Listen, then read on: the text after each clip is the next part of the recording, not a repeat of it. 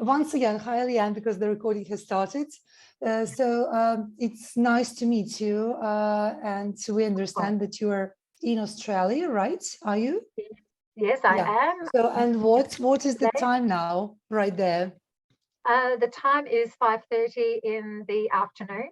It's a afternoon. beautiful blue sky day. I'm looking outside the window of my house and there are gum trees. I'm very lucky where I live because I have kangaroos that live in the paddock behind me, and yet I'm still a 30-minute drive from the city centre. And so it's a lovely. What's is it Perth? No, Adelaide. Adelaide. Okay. Drew a line between Melbourne and Perth. Adelaide is in the centre almost. We are a capital city of the state of South Australia. And today it was a glorious 29 degrees. So we're in our springtime, heading towards our summertime. Summertime, yeah. So I have one of my students who finished school a long time ago, and she graduated from university a long time ago. For some time, she lived in Australia, and then she was offered a job in she lived in Spain, and then she was offered a job in Australia. So I'm following her on Instagram, and literally like a day or two ago, she posted something that we are waiting and heading towards summer. So I'm really excited. So it's really weird to kind of understand that, you know, you have summer, we have winter here. We're actually heading towards frost and minus 0 temperatures. Hopefully, hopefully we are not going to be like minus 30 this winter, but sometimes it happens. Yes, I understand.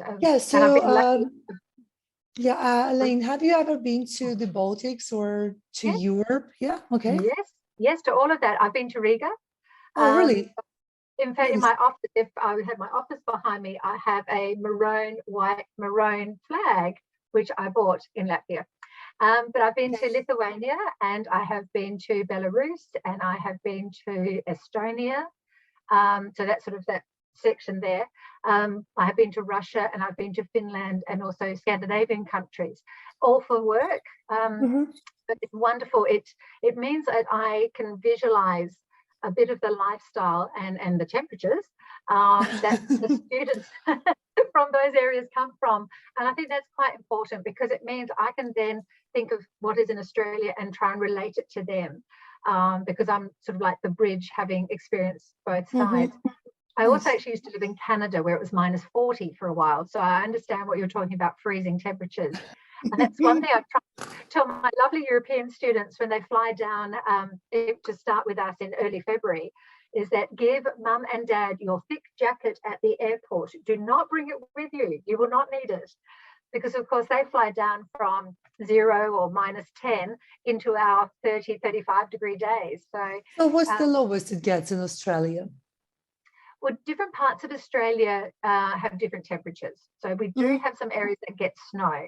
But where I live, it's more of a Mediterranean climate like Spain. So we have these long, lovely, warm, dry summers.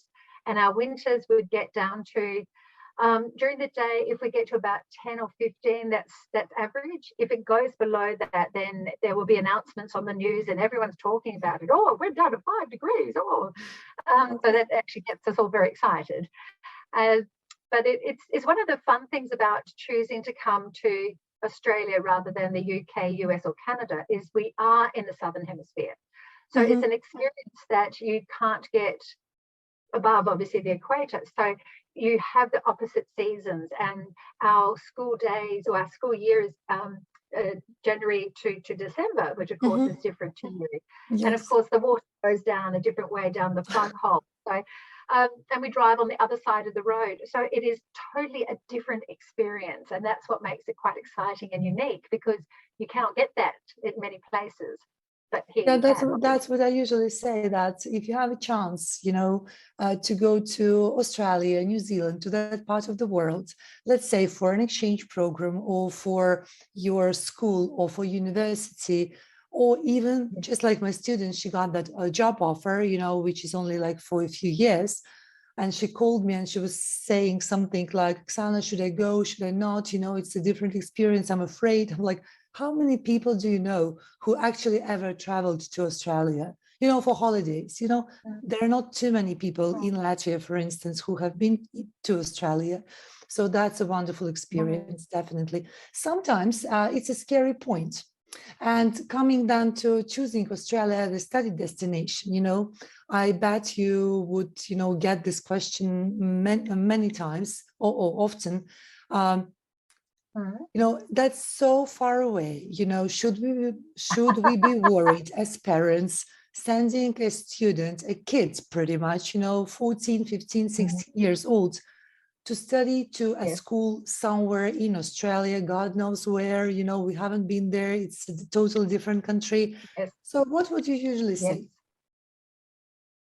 Okay, a few points to cover there. It's so far away, they say. It is. A lot of people are frightened of the flight. Now, I have done that flight every year for, well, not for 2 years for COVID, but for 18 years. And sometimes I do it twice a year.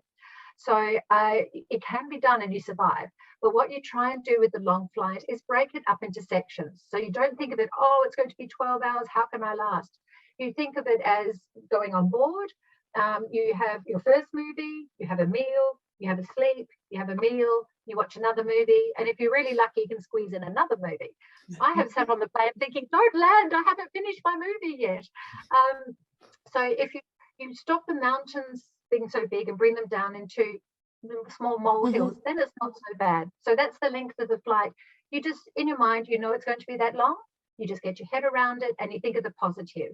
And the young people especially, they survive things a lot better than slightly older people. Absolutely. I usually say that they adapt to changes much faster than we do. So it's much easier for them. Definitely is. Okay, sending a person so far away. They have to remember that from our perspective, and admittedly they're a little bit older, but when our kids finish year 12, so they're 17 or 18, a lot of them do a gap year going up to Europe and backpacking. Okay. So we as parents have that same concern, only it's worse because our children are of drinking age. There is no supervision like you would get at a school. They're not staying in a nurturing homestead. They're staying in Lord knows where. And so we face the same concerns as the European parents do. But the beauty for the European parents is that in some cases you can get an accompanied minor flight. So it means that the aircraft or the airline rather acknowledges that the child is unaccompanied and is a minor. So they do look out for them.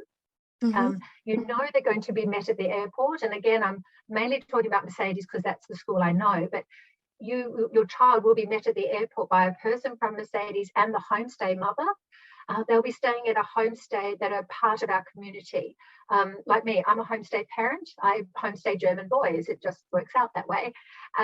So they're people that we know. They're not people that are answering advertisements who we don't know. We know their houses. We know their families. And also that the students will be going to a nurturing environment like a school. So there's that sort of positive. The other thing, of course, is that we've got technology, which is fantastic. So it means that the parents and the student can talk to the homestay parent before they get there. So the student will know whose face to look for, and they already feel part of that home. It's very easy for families, for example, to Zoom me. I Zoom and talk on the phone to quite a few parents who just want that reassurance. As I mentioned, I come up to Europe, and if I know with enough time to plan, if there are some families who are interested, I'll come and sit and talk to them. Of course, there's the beauty of video. Also, families want me to walk around with my phone to video things they want to see. That can happen. Google Maps, when you get your homestay address, you can have a look and see what the house looks like. So it's not like you're sending your child to the great unknown. The migrants of a few generations ago who hopped on boats and never went home again, did not know where they were going to. Nowadays, there's just so much information that can waylay the fears of the parents. And I know how they feel because I sent my own youngest son to boarding school in South Africa.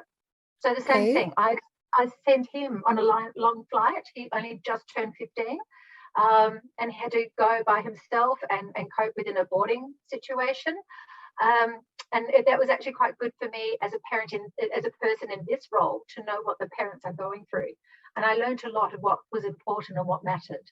And that's what I try to help the parents I work with now, because I've been like them, and I've been worried. I do agree. In our days, it's much easier to be separated because you can actually be online all the time, you know, and keep track of each other.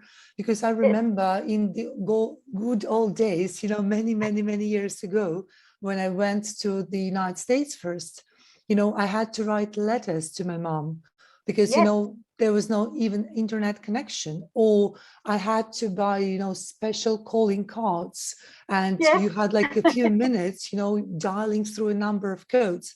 So it's a different world now. And I think it's much easier nowadays, you know, to consider distant destinations such as Australia, for instance, for secondary and for higher education.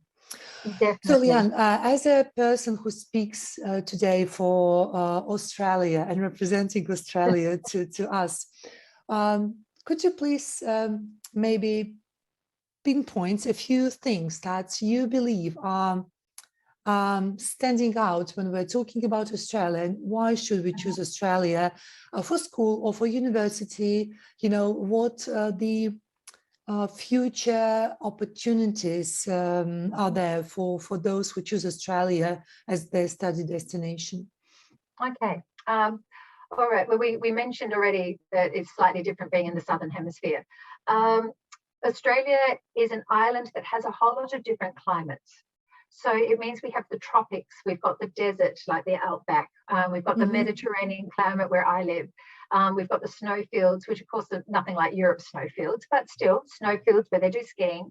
And even in Tasmania, which is an island further below Australia, has its own unique, almost a British feel about it. So the beauty of Australia is on one island, you can have a whole lot of different experiences as you travel through or work through there or study. And I'm thinking more of your over 18-year-olds with that movement. However, for under 18-year-olds, pre-COVID and now coming back online again, are under 18-year-old trips that students can do. So if they come and study at Mercedes for a term or 2 terms, there is an opportunity during school holidays to go on one of these tours with the company to Sydney or to the outback or to Queensland to experience some of these different lifestyles and temperatures. So you've got that difference there. We are very good value for money. The exchange rate at the moment is not good for me going somewhere, but for people coming to Australia, it's good. Australia also offers quite a range of capital cities that are different sizes. So you have Sydney and Melbourne that are millions and millions and millions of people big. You have places like Adelaide and Perth, which are just over 1 million. And then you've got some places like Darwin and Hobart, which are capital cities, but they're much smaller.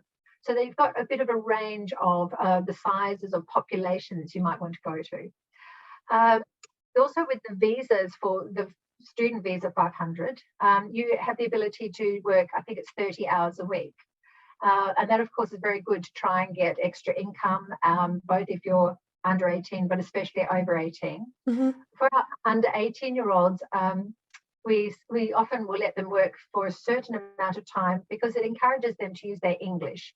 So they could go work at McDonald's or at childcare or something, whatever they find. Usually it is hospitality. And so that does give them that extra confidence of using their English. And of course, it's an extra thing to put on their CV saying, I have worked overseas and this is what I did. Obviously, coming to Australia, your English will get better. You might end up with some Australian terms, but generally, I mean, that's all part of the fun, is knowing some of the slang of where you've been. But of course, your English will improve. Coming to Australia also will give you that confidence and that independence because you've had to stand on your own 2 feet. Obviously, with our under 18-year-olds, we do offer them some support and protection. But nonetheless, they're there by themselves, and it is a personal growth opportunity that they can have. At the moment in Australia, it's very easy to find a job because we do actually rely on a lot of international students, the older ones at university, to do some of our work here. And obviously with COVID, they haven't been coming over. So at the moment, the base wage has gone right up and people are crying out for workers, whether it's in hospitality, banks, fruit picking, a whole range of types of jobs, as well as your high-end IT space, because we've got a big space industry here in South Australia. So there's a large demand for certain levels of employment, for different types of levels of employment for people. We're also relatively safe. I mean, every place is going to have its crime, but certainly in most places in Australia, it's still fairly safe. We can walk outside at night. Again, each city has a place where you shouldn't really walk at night, but on the whole, you can walk out at night, you can feel perfectly safe. I've lived in a few places around the world, and certainly in Adelaide, I came back to get married and have my children here because I wanted them to enjoy the environment that there is here in Australia for them. There are so many opportunities, and that lifestyle, because of our weather, a lot of it is outdoors. So it's not unusual at the end of the day at work, you go, right, let's go to the beach. Or like tonight, my son who's in the army has come home for 3 days. So I said, okay, after I chat with you guys, let's go to the local pub and have some food and just relax outside in the garden, because the sun won't go down for another 3 hours and it'll be lovely and we'll hear the birds cheeping and that sort of thing. So there is that very casual, laid back feel. Sometimes people say it's like you're on holiday the whole time. Not quite, because we still have to work. But it does, sadly, but it does have that very nice, happy, cheerful, positive vibe that I think we're very lucky to have in Australia. So with the cost of living being very reasonable, the safety factor, the quality of our education is excellent, very good value for money with the exchange rate, the variety of places you can be in Australia, obviously learning your English, all of those things make us fairly unique. We're not yet, hopefully, we don't have to worry about our children being shot at school or anything horrific that the poor old US have. And we have a much better climate than Canada and the UK. I'm not saying those countries don't have positive things, they certainly do. But some of those areas that concern people at this moment, we don't have in Australia. Okay, so talking about education, you've mentioned that the quality of education is excellent, and we've read all about that. However, for instance, many of our students, they choose to switch education or to go somewhere to continue their education, usually at the age of, let's say, 15, 16 or 14, 15, 16. So that's, if we compare that to the British system, they would usually choose to go to, for instance, a British system when they are 15 to join the pre-A level and then go on to A levels, or to join the pre-IB and then go to the IB level. So usually that's for the last 2, or I usually recommend for the last 3 years, just to have more time to adapt. So what's the system in Australia? So how is your, let's say, that senior school composed? What subjects do you teach? Is there a choice of subjects? Because that's usually what concerns our parents. In the Latvian system, we study too many subjects with not too many choices. Yes, you're not alone. I have heard this before in other countries. Okay, because Australia is so big, you have to remember we're as big as Europe. We have actually different curriculums for each state. So it's not a national thing. However, the curriculums are fairly similar. They've got fairly similar names. For example, in South Australia, it's the South Australian Certificate of Education, and that's what the students study, called SACE for short, SACE. If they were in Victoria, which is where Melbourne is, it's the VCE, Victoria Certificate of Education. In New South Wales, where Sydney is, they're a little bit different. Theirs is HSC, High School Certificate, but it's basically the same around Australia.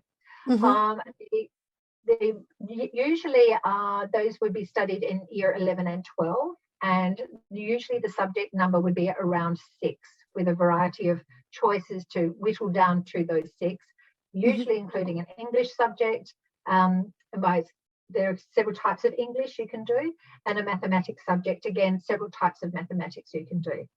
Focusing on my school, we are an IB school and a SACE school. So we teach IB in the middle year, the junior years, so the primary years program, we have IB there, we have IB in the middle years, and we have the IB diploma, as you would know it, in year 11 and 12. But, and that's standard around the world. We also offer the SACE. Again, it's 6 subjects and it's a mixture of subjects, and there is a bigger choice of the type of subjects. One of the main things about SACE is that some of the subjects are assessment based. So if your student isn't very good at exams, very good during the year, understands the work, but has a problem with exams, then often the SACE system is very good for them. It will still give you a score to get into university, and there's absolutely nothing wrong with the SACE accreditation. What we also do is offer a hybrid. So you might have an international student who decides to do SACE because it's better suited for them and they like the subject choices, but we get them to do English B in the IB, which is like English as a second language. The IB subject gives them extra score. So if they do SACE plus their IB subject, it'll give them a higher university entry score to get into university. We're actually a very academic school. My school, we got 100% of our year 12s last year got university offers. So we're quite focused on getting them the grades they're wanting to get into their courses. But you'll find around Australia, there will be usually the junior years will start at that 5-year-old age and go through to about year 5, year 6, depending on the school. Then you'll have middle school, which is about year 6 through to year 9. And the senior school is year 10, 11 and 12 generally. There'll be some schools that are slightly different, but that is the general overview. So what's the best point to join the school, for instance, in your opinion? Okay, for a long-term, somebody who wants to finish their year 12 with us, if they already have strong English skills, then I would suggest they come over maybe halfway through year 10. So that means that they will finish your year 10 equivalent in June of the year. They can have a few weeks holidays with mum and dad and then fly down and start our second semester, which is around July 25. So they will be repeating the work that they've done in Latvia, but it will be in English, and of course that will sound different. The excursions will be different. They're living with a homestay, that's different. Wearing a uniform, that's different. So it just gives them a chance to get used to this whole Australian thing, but not having to panic about the work because they already know most of the work and they've already passed it back at home. So also during the end of year 10, we do lots of testing and quizzing and discussions to see what they want to do. Do they want to do SACE? Do they want to do IB? What do they have in mind? So it gives them an opportunity to work through that so that when they choose IB or SACE in year 11, they already know what they want to do. If they choose IB, they can change to SACE if they have doubts. A good thing. Okay. If they're coming for a short term, because we accept them for a 1 term, we would take them for a 10-week term in term 1, so our February starting term 2, so around that April start, and term 3, that July start. We won't take them for 1 term in term 4, which is the term I'm currently in now, because this is full of exams and tests. It's not a fun thing. So but I think that's a great opportunity as well, just maybe to come over for term 2 and see if you like it, how you cope with being away from your family, friends, and, your own country, and everything goes right. So that's the place maybe to stay afterwards.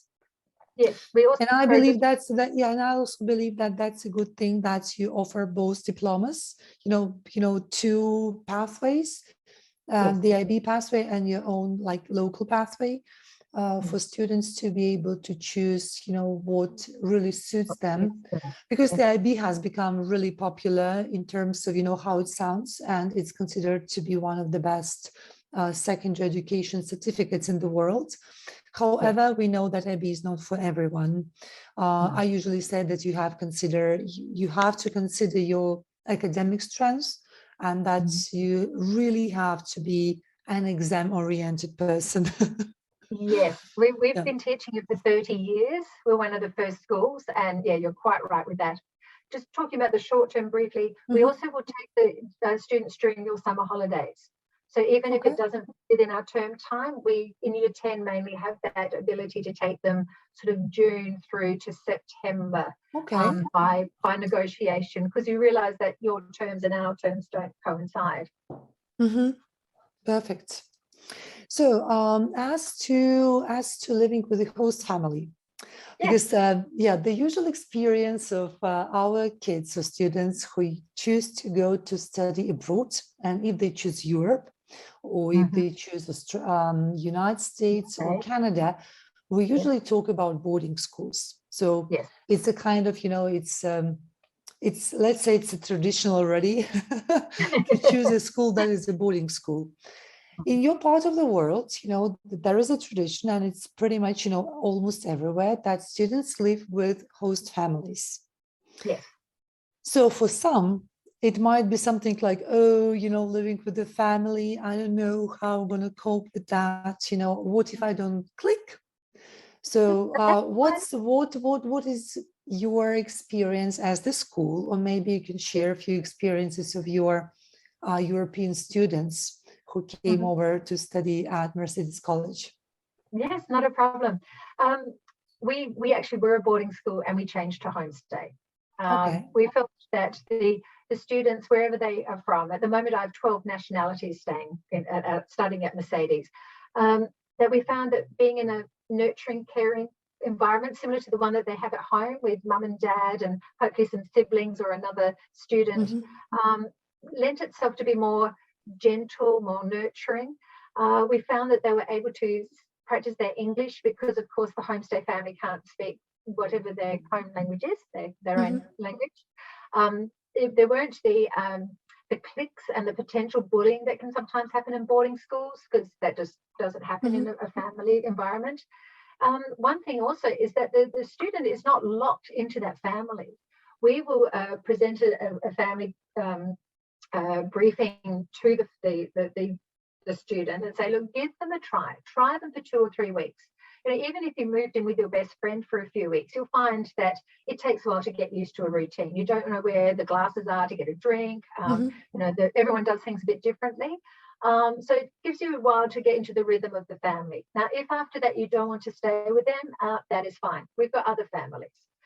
You're not locked in like a prison. So the boarding school, I'm not saying that's prison, but once you're in the boarding school, you kind of have to stay in the boarding house. So with us, you can move as many times as you want.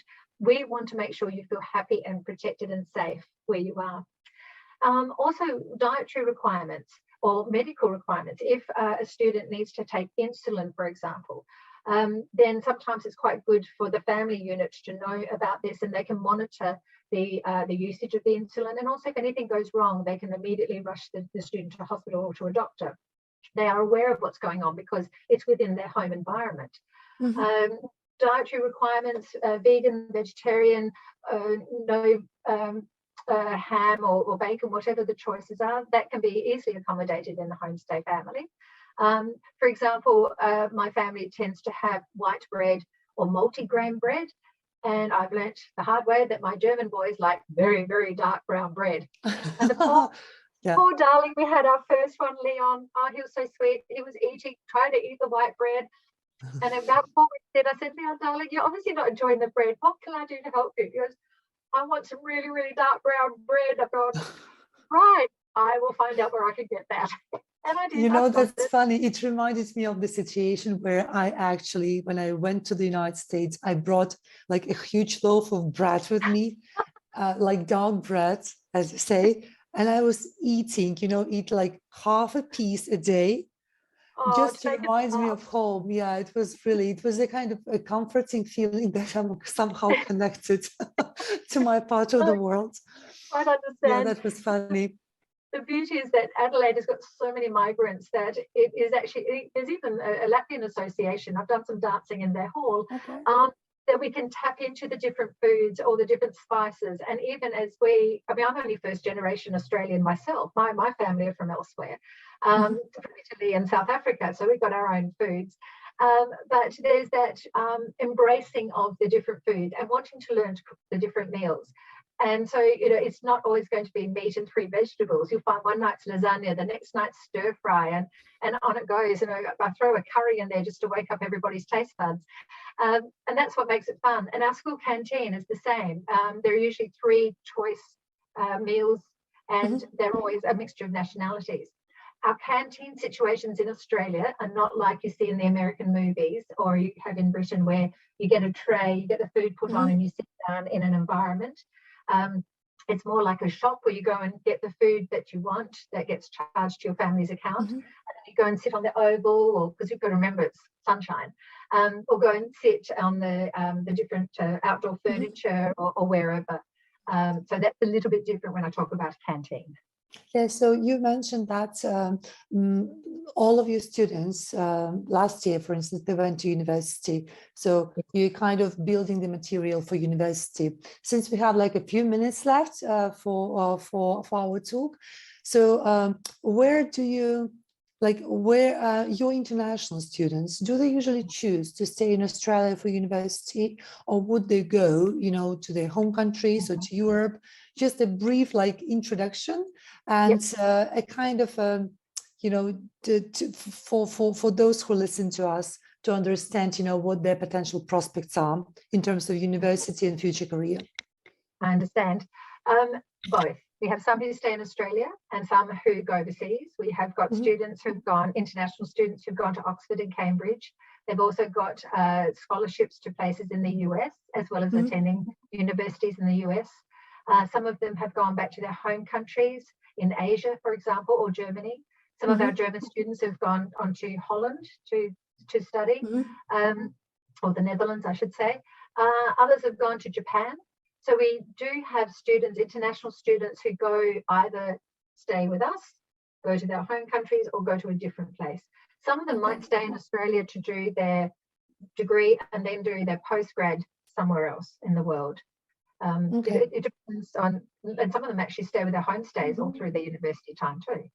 So is it possible to get scholarships at Australian universities, you know, because being in Australia, in the Australian educational system for school, maybe it's a kind of easier to understand how the university system works and a kind of, you know, use those opportunities. Is there any chances? Oh, definitely. And the beauty is that our academic advisor for the internationals, to help them log in and put down their preferences for universities, has been doing it for 30 years, and she's across all of those sort of things. Okay. I mean, even just last year, we got a student who got a full scholarship at Monash University in Melbourne for cybersecurity. Nice. He was blown away. Perfect. Okay, but on that note, on the note of getting a full scholarship at one of the best universities for cybersecurity, you know, I would like to thank you for joining us today and, you know, taking your time in the evening instead of enjoying sunshine, talking to us online. And we really hope that Latvian students will be will start looking at Australia as their study destination, both for the school and for university. At least that's what we wish to do, you know, to open them some new doors for them. Yes, oh, they'll be very welcome. And certainly if I ever got a Latvian student in Mercedes, I'll be so excited. Absolutely. So they're very welcome to come down under. Thanks a lot. Thanks a lot, Aline. Yeah, have a nice evening. Yeah. Thank you. Yeah, bye-bye. Bye.